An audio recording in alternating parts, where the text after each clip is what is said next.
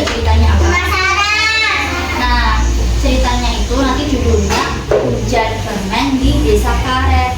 Kalian ada yang pernah dengar cerita itu nggak? Belum.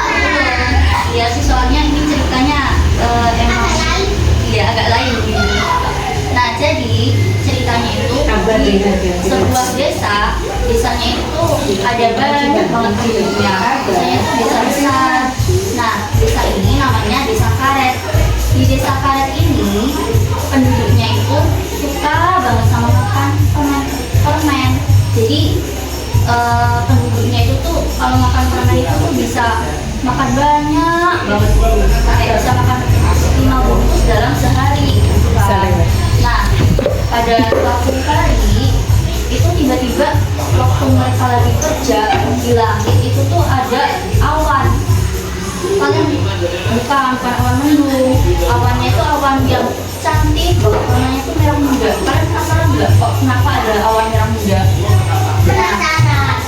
Nah, jadi awan itu tuh ternyata awan punyanya peri permen. Peri permen itu lagi ulang tahun waktu itu.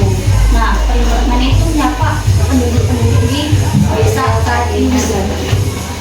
Halo penduduk desa Karet, sekarang aku tuh lagi bahagia banget loh, katanya peri permen. Soalnya peri permen ini lagi ulang tahun. Jadi peri permen itu ngasih hadiah buat para penduduk desa Karet ini. Sebuah hadiah ini tuh rahasia banget. Kalian penasaran nggak hadiahnya? Penasaran? Pasti bisa permen. Iya bener, soalnya tadi udah. Jadi rahasia hadiahnya itu mau dikasih ke penduduk desa Karet, tapi ada syaratnya. Syaratnya itu penduduk desa Karet ini nggak boleh makan permen selama seminggu. Jadi ini tuh syarat dari permen. Kalau misalkan penduduk desa Karet ini tuh melanggar atau tidak melakukan syarat itu, dia diam-diam makan itu nanti dapat hukuman gitu kan. Nah, awalnya penduduk desanya itu semuanya pada kompak. Kita mau hadiah itu, jadi kita bakalan bersedia buat nggak makan permen selama seminggu gitu kan, puasa permen gitu. Tapi ternyata waktu setelah 5 hari itu jalan, mereka tuh pada nggak tahan makan permen. Mereka tuh pengen banget makan permen gitu. Akhirnya diam-diam mereka ini makan permen.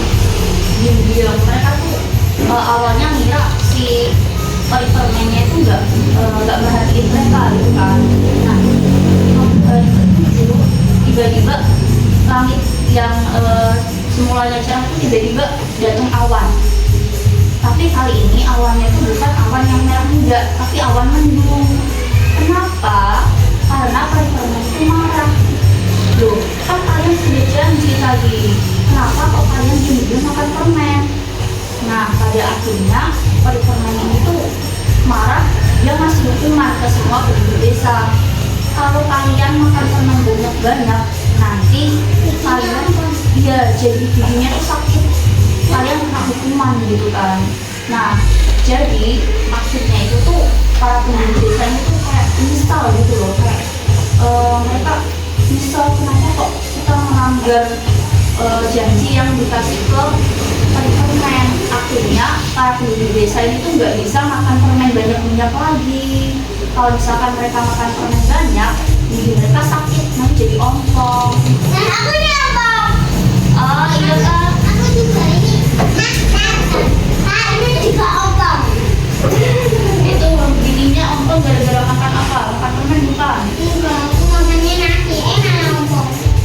Iya, emang Aku makan nasi terus makan jadi mau kubuk. Jadi adik-adik sekalian, moral dari pesan dari cerita ini, yang pertama, kita nggak boleh melanggar janji. Kita harus menepatin janji yang kita janjikan kepada orang lain. Dan yang kedua, jangan makan permen banyak-banyak, nanti jadi giginya ompong. Ya ompong gitu. Gimana ceritanya? Kalian Gak boleh makan permen. Iya, nggak boleh makan permen banyak. Nanti opong. Benar. Gimana adik-adik? Kalian Nggak ada kakaknya cuma namanya Ali. Iya. Kalian mau cerita lagi? Mak, sampai besok. Aku pulang, aku seringnya main sepeda sampai sini. Sampai Sini. iya. 3 hari aja udah sembuh. Sepedaku hilang, tapi baju depannya nih. Aku bikinnya aku kayak kepopot. Jadi Gigiku mau kayak tadi. mau apa? Kayak tadi, Pak. Kayak tadi. Mau cerita lagi. Gigiku lagi oke kok. Gimana gimana? Dari dulu. Tadi kalau giginya Aku dari mana? Dari mana? Gigi mana gigi? Ada di sana gigi. oh Paling cerita dulu yuk. Udah dua cewek serem. mau cerita yang serem-serem.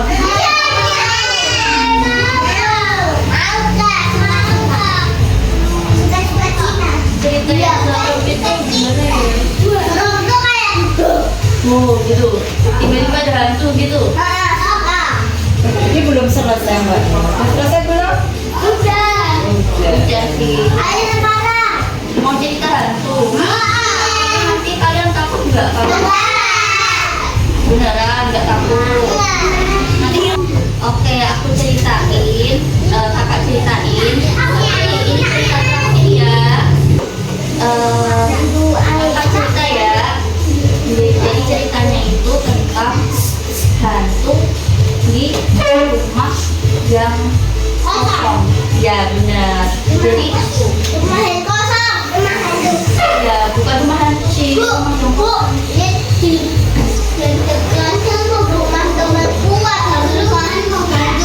Serem banget. Langsung aku kangen banget. Rumahku kan ada hantu kan rumahku jadi makam. Aku iya nggak apa-apa. Jadi ceritanya itu ini cerita yang sedikit ada sedihnya karena kakak ngalamin sendiri gitu. Ayo Pak cepat ceritakan. Nah, jadi di samping rumah kakak itu kan ada rumah kosong dari udah lama banget sih. Itu awalnya dihuni sama seorang nenek gitu kan. Nah, waktu malam hari itu tuh kadang-kadang ya waktu kakak lagi jalan-jalan gitu tiba-tiba kakak tuh sering banget kayak dengar suara aneh gitu di rumah itu. Nah, waktu itu tuh udah lama sih waktu kakak masih sekolah itu kakak pernah diam-diam ke sana ke rumah itu dan sama kakak gitu. Oh, nama kakak temennya